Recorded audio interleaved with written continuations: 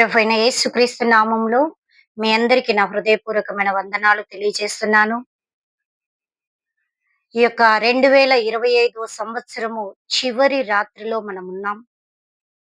నిజంగా దేవుని యొక్క కృపను బట్టి, ఆయన యొక్క గొప్ప బాహుల్యమును బట్టి మనము సజీవంగా, ఆరోగ్యంగా, ఆయుష్‌తో ఇలాగ మనం దేవుని స్తుతించడానికి ఆయన సన్నిధిలోనికి వచ్చి ఉన్నాం.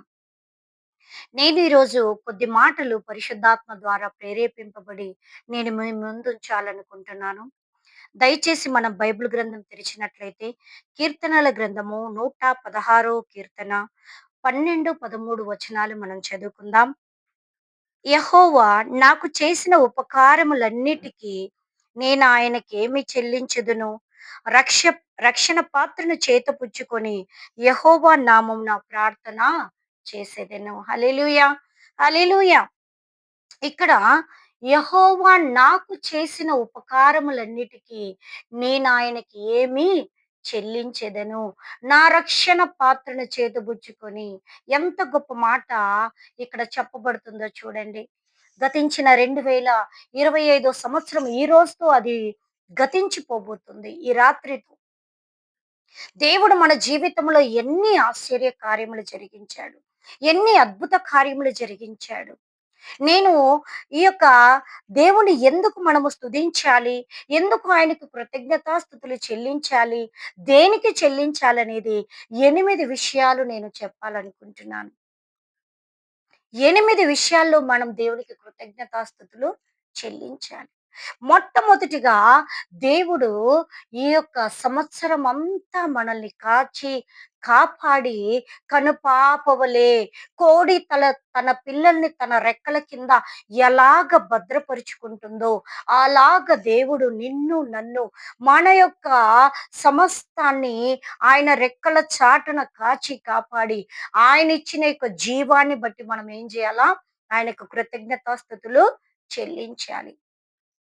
మనతో కంపేర్ చేసుకుంటే చూడండి, ఈ యొక్క 2025 సంవత్సరంలోనికి ప్రవేశించి 2026 సంవత్సరము చూడలేని వారు ఎన్నో మంది ఉన్నారండి. నిన్నటి దినం బ్రతికిన వారు కూడా ఈ రోజు చనిపోయి ఉండొచ్చు. ఇంకో ఒక గంట క్రితం బ్రతికిన వారు కూడా ఈ గంటను చూడలేకపోయి ఉండొచ్చు. But we are still alive because of God's grace.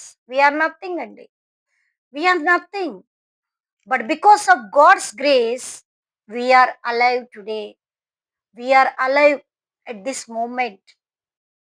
ఆయన కృప, ఆయన దయ, ఆయన కరుణ, ఆయన వాత్సల్యము, ఆయన బాహుల్యము మనతో లేకపోతే we are not here today. Simple. దేవుడు మనకిచ్చిన జీవాన్ని బట్టి మనం ఏం చేయాలండి? కృతజ్ఞతాస్తుతులు ఆయనకు చెల్లించాలి. మొట్టమొదటి మాట జీవమును బట్టి, దేవుడు మనకిచ్చిన జీవమును బట్టి దేవునికి కృతజ్ఞతాస్తుతులు చెల్లించాలి. రెండవదిగా దేవుడు మనకిచ్చిన ఆరోగ్యాన్ని బట్టి దేవునికి మనం కృతజ్ఞతాస్తుతులు చెల్లించాలి. చూడండి, ఎన్ని మంది హాస్పిటలైజ్డ్ అయ్యుంటున్నారు. ఇన్ని మంది మరణ పడకల్లో పోరాడుతున్నారు. ఎన్నో మంది చెప్పరాని అనారోగ్యాలతో బాధపడుతున్నారు. కానీ దేవుడు నిన్ను, నన్ను ఆరోగ్యంగా కాచి కాపాడుతున్నాడు. ఎన్నో సార్లు ఎన్నో బలహీనతలు వచ్చి ఉండొచ్చు. ఎన్నో అనారోగ్య పరిస్థితులు వచ్చి ఉండొచ్చు.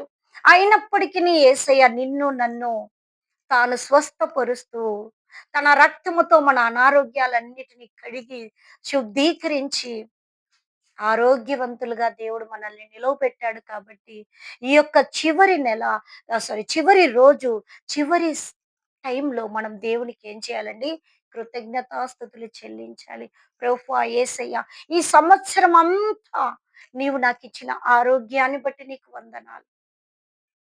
ఎంతమందండి చిన్న చిన్న అనారోగ్య పరిస్థితులు వచ్చి కూడా మరణించే వారు ఉంటున్నారు. నేను రీసెంట్‌గా అంటే ఒక 2 మంత్స్ ఆర్ 3 మంత్స్ ఎగో నేను ఒక విషయాన్ని విన్నాను. ఒకామె ఒక నియర్లీ 40 ఇయర్స్ లోపల ఉన్న ఒక లేడీ, తన కడుపులో నొప్పొచ్చి జస్ట్ నార్మల్ పెయిన్. అది హార్ట్‌కెళ్ళిపోయి, అది గ్యాస్ట్రిక్ లాగా తనకి ఎఫెక్ట్ అయిపోయి విదిన్ 10-15 మినిట్స్ లోపల she passed away. She did. కానీ దేవుడు చూడండి మనల్ని ఎంత ఆరోగ్యంగా దేవుడు కాపాడుతున్నాడు. అందును బట్టి మనం దేవుడికి కృతజ్ఞతాస్థుతులు చెల్లించాలి. మొదటిగా జీవాన్ని బట్టి, రెండవదిగా దేవుడు మనకిచ్చిన ఆరోగ్యాన్ని బట్టి ఆయనకు కృతజ్ఞతలు చెల్లించాలి. మూడవదిగా దేవుడు మనకిచ్చిన గృహాన్ని బట్టి మనం దేవునికి కృతజ్ఞతాస్థుతులు చెల్లించాలి. చూడండి రోడ్లలో ఎన్నో మంది అనాథలుగా కనీసం నివసించడానికి గృహాలు లేక ఎన్నో మంది రోడ్లలో ఉంటున్నారు. కానీ దేవుడు మనల్ని ప్రేమించి మనకిచ్చిన గృహాన్ని బట్టి దేవుడికి మనము కృతజ్ఞతాస్థుతులు చెల్లించాలి. ఈ సంవత్సరం అంతా దేవుడు మన గృహంలో మనల్ని సజీవంగా కాపాడినందుకు దేవుడికి మనం ఏం చేయాలండి? కృతజ్ఞతాస్థుతులు చెల్లించాలి. జీవమును బట్టి, ఆరోగ్యమును బట్టి, గృహాన్ని బట్టి దేవుని మనము స్తుతించాలి. నాలుగవదిగా ఆరో ఆర్థికంగా దేవుడు మనకిచ్చిన ఆశీర్వాదాన్ని బట్టి దేవునికి కృతజ్ఞతాస్థుతులు చెల్లించాలి. చూడండి ఆర్థికంగా ఎన్నో మంది ఎన్నో బాధలు పడుతున్నా దేవుడు ఆ బాధలు మనకున్నప్పటికినీ వాటన్నిటి నుండి మనల్ని విడిపిస్తూ, మనకు సమయానికి సహాయం చేస్తూ, ఆశీర్వదించుచు నడిపించుచున్న దేవునికి మనము ఈ యొక్క చివరి సంవత్సరము, చివరి రోజులో ఆయనకు కృతజ్ఞతాస్థుతులు చెల్లించాలి. జీవము, ఆరోగ్యము, గృహము, ఆర్థికమైన ఆశీర్వాదాన్ని బట్టి దేవుణ్ణి స్తుతించాలి. కృతజ్ఞతాస్థుతులు చెల్లించాలి. ఐదవదిగా మన యొక్క రాకపోకల్లో దేవుడు మనకిచ్చుచున్న కాపుదలను బట్టి దేవునికి మనము కృతజ్ఞతాస్థుతులు చెల్లించాలి. ప్రతిరోజు ఎన్ని యాక్సిడెంట్లు జరుగుతున్నాయి, ఎన్ని మంది చనిపోతున్నారు మన కళ్ళెదుట. ఎన్ని మంది ఎన్నో యొక్క ఫ్రాక్చర్స్ జరిగి హాస్పిటలైజ్డ్ అవుతున్నారు. కానీ దేవుడు నిన్ను, నన్ను మన త్రోవలో మనల్ని కాపాడుతూ, నడిపిస్తూ వచ్చుచున్న దేవుడికి ఈ దినం మనం ఏం చేయాలండి? కృతజ్ఞతాస్థుతులు చెల్లించాలి. సంవత్సరమంతా మన త్రోవల్లో ఆయన మనల్ని కాపాడినాడు. ఆయన కాపాడకపోతే నీవు, నేను, మనము ఈ రోజు లేము కాబట్టి, ఆయన కాపాడిన విధానాన్ని బట్టి దేవునికి మనము కృతజ్ఞతాస్థుతులు, వందనాలు చెల్లించాలి. దేవుని యొక్క వాక్యం చెప్తుంది. ఇది మొదలుకొని నిరంతరము నీ రాకపోకలయందు నీ దేవుడైన యెహోవా నీకు తోడయుండును. ఆయనిచ్చిన వాగ్దానాన్ని ఈ సంవత్సరం అంతా ఆయన మన జీవితంలో నెరవేర్చినందుకు మనం దేవునికి కృతజ్ఞతాస్థుతులు చెల్లించాలి. ఆరవదిగా దేవుడు మనకు కుటుంబములో ఇచ్చిన సమాధానాన్ని బట్టి మనం దేవునికి కృతజ్ఞతాస్థుతులు చెల్లించాలి. మనతో ఉన్నవారు ఎన్నో మంది రాయల్ ఫ్యామిలీస్ అయ్యుండొచ్చు, రిచ్ ఫ్యామిలీస్ అయ్యుండొచ్చు, డబ్బున్న వారు ధనికులు, వారి వారి కుటుంబాల్లో సమాధానము లేదు. దేవుడు మన కుటుంబంలో మనకిచ్చిన సమాధానాన్ని బట్టి దేవునికి మనం ఏం చేయాలండి? కృతజ్ఞతాస్థుతులు, వందనాలు చెల్లించాలి. దేవుని స్తుతించాలి. ఇలాంటి సమాధానము లేక అనేకులు ఆత్మహత్యలు చేసుకుంటున్నారు. కానీ దేవుడు మన కుటుంబములో, మన జీవితములో, మన హృదయములో ఆయనిచ్చిన సమాధానాన్ని బట్టి మనము దేవుని స్తుతించాలి. సంవత్సరం అంతా దేవుడు మనకిచ్చిన సమాధానాన్ని బట్టి ఆయనకు కృతజ్ఞతలు చెల్లించాలి. ఏ ఏడవదిగా దేవుడు మన కుటుంబంలో ఇచ్చిన సంతోషాన్ని బట్టి, సమాధానం ఇస్ డిఫరెంట్. సంతోషాన్ని బట్టి దేవునికి మనం కృతజ్ఞతాస్థుతులు చెల్లించాలి. మనకేమి లేకపోయినా మనం సంతోషంగా వెళ్తున్నాం, వస్తున్నాం, హ్యాపీగా మనకున్నదే తింటున్నాం, సంతోషంగా బ్రతుకుతున్నాం అంటే ఇది దేవుని కృప కాబట్టి ఈ సంవత్సరం అంతా మన కుటుంబంలో దేవుడు దయచేసిన సంతోషాన్ని బట్టి మనం దేవునికి కృతజ్ఞతాస్థుతులు, వందనాలు చెల్లించాలి. చివరిగా ఎనిమిదవదిగా దేవుడు మనకిచ్చిన పనిని బట్టి దేవునికి వందనాలు చెల్లించాలి. దేవుడు మనకు చిన్నదో, పెద్దదో, చిన్న పనో, పెద్దదో, ఉద్యోగమో ఏదో ఒకటి దేవుడు మనకు బ్రతకడానికి దయచేసిన ఆ పనిని బట్టి దేవుడికి మనం ఏం చేయాలండి? కృతజ్ఞతాస్థుతులు చెల్లించాలి.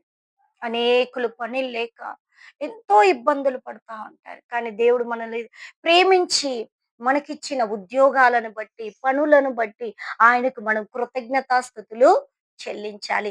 అందుకే ఇక్కడ చెప్తున్నాడు, యెహోవా నాకు చేసిన మేలులన్నిటికి నేను ఆయనకి ఏమి చెల్లించెదను?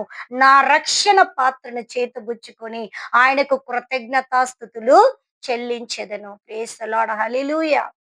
8 విషయాల్లో ఈ సంవత్సరం అంతా దేవుడు మనలో, మన కుటుంబములో, మన యొక్క వ్యక్తిగత జీవితంలో ఈ కార్యములు చేస్తున్నాడు కాబట్టి ఆయన మనం ఏం చేయాలండి?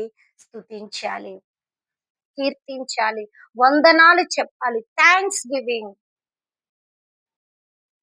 మనం కృతజ్ఞత చెప్పకపోతే మనము కృతజ్ఞత లేని భ్రష్టులముగా మార్చబడతాం. కాబట్టి సంవత్సరమంతా దేవుడు మనకు కాపుదలనిచ్చాడు. 8 విషయాలు నేను చెప్పాను.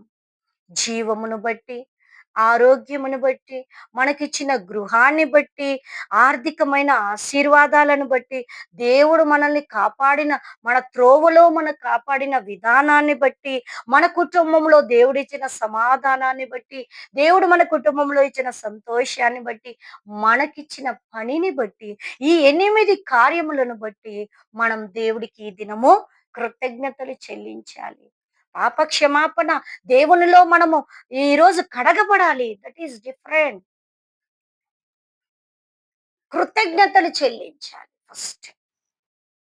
దేవుడు మనకు నిజంగా ఆయన కృప, ఆయన కనుదృష్టి నా మీద లేకపోతే మనము లేమండి.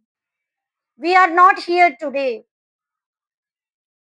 కాబట్టి ఈ దినం, ఈ యొక్క కొద్ది గంటల్లో ఈ యొక్క 2025 సంవత్సరం గతించిపోబోతుంది. 2026 సంవత్సరంలోనికి మనం ప్రవేశింపబోతున్నాం. ఇంకొద్ది గంటలే మన ముందున్నాయి. మనం దేవుడికి థాంక్స్ చెప్తున్నామా? దేవుడు మన జీవితంలో చేసిన ప్రతి కార్యాన్ని బట్టి మనం దేవుడికి వందనాలు తెలియచేస్తే దేవుడు ఇంకా మన జీవితంలో నూతన సంవత్సరములో నూతనమైన కార్యాలు ఆయన చేస్తాడు. అట్ ద సేమ్ టైమ్ ఈ దినం మనల్ని మనం దేవునికి సమర్పించుకోవాలి. దేవుని యొక్క రక్తము చేత కడగబడాలి. మన క్రైస్తవ జీవితంలో 31st నైట్ అనేది ఎంత ఇంపార్టెంట్ అంటే అంత ఇంపార్టెంట్. పరిశుద్ధంగా పాత రోత జీవితాలు వదిలేయాలి. దేవుడికి ఇష్టము లేని కార్యములన్నీ మన జీవితంలో నుండి everyday we should take away. అయితే ఈరోజు మన నూతన సంవత్సరంలోనికి వెళ్ళబోతున్నాం. పాత జీవితాన్నంతా వదిలి కొత్తగా దేవుని సన్నిధిలో మనం ప్రారంభం చేయబోదాం. మన 31st ఫస్ట్ డే దేవుడు మనకిచ్చిన ప్రతి వాగ్దానాన్ని ఈ సంవత్సరం నెరవేర్చాడు. మరలా దేవుడు మనకి ఏం వాగ్దానం ఇవ్వబోతున్నాడో దాని కొరకు ఎదురు చూస్తూ ఆ వాగ్దానానికి మనల్ని మనం సమర్పించుకొని మనం నూతన సంవత్సరములో అడుగు పెడదాం. దేవుడి యొక్క వాక్యమును దీవించునుగాక. ప్రార్థన చేసుకుందాం. మహోన్నతుడా, జీవాధిపతి యేసయ్యా మీకు వందనాలు. తండ్రి, 2025 సంవత్సరము నాయన ఈ చివరి తేదీ వరకు కూడా యేసయ్యా నాయనా మీరు నన్ను మమ్మల్ని సజీవంగా కాచి కాపాడారు. మాకిచ్చిన జీవాన్ని బట్టి మీకు కృతజ్ఞతాస్థుతులు వందనాలయ్యా. మాకిచ్చిన నా తండ్రి ఆరోగ్యమును బట్టి మీకు వందనాలు నాయనా. మాకిచ్చిన గృహాన్ని బట్టి మీకు స్తోత్రాలయ్యా. మీరు మాకు దయచేసిన ఆర్థిక ఆశీర్వాదాన్ని బట్టి మీకు వందనాలయ్యా. మా కుటుంబంలో మీరు దయచేసిన నా తండ్రి సమాధానాన్ని బట్టి, సంతోషమును బట్టి, మాకిచ్చిన పనులను బట్టి మీకే కృతజ్ఞతాస్థుతులు వందనాలు తెలియజేస్తున్నాను తండ్రి. మేము కృతజ్ఞత లేని వారిగా ఉండకూడదు నాయనా. కృతజ్ఞత కలిగి మా రక్షణ పాత్రను చేతబుచ్చుకొని మీ నామములో మీకు కృతజ్ఞతాస్థుతులు చెల్లించే వారిగా మమ్మల్ని మార్చి నూతన సంవత్సర వాగ్దానం కొరకు మమ్మల్ని సిద్ధపరచండి. పాత రోత నా తండ్రి మీకు ఇష్టము లేని జీవితాన్నంతా ఈ పాత సంవత్సరములో వదిలి నాయనా నూతన సంవత్సరములో నూతనంగా అడుగు పెట్టడానికి కృపణ దయచేసి మీరు మహిం పొందుమని, ఈ వాక్యం వింటున్న ప్రతి ఒక్కరిని మీరు దీవించమని యేసు నామములో ప్రార్థించి వేడుకుంటున్నాను తండ్రి. ఆమేన్. దేవుడి యొక్క వాక్యమును ఆశీర్వదించి దీవించును గాక. ఆమేన్.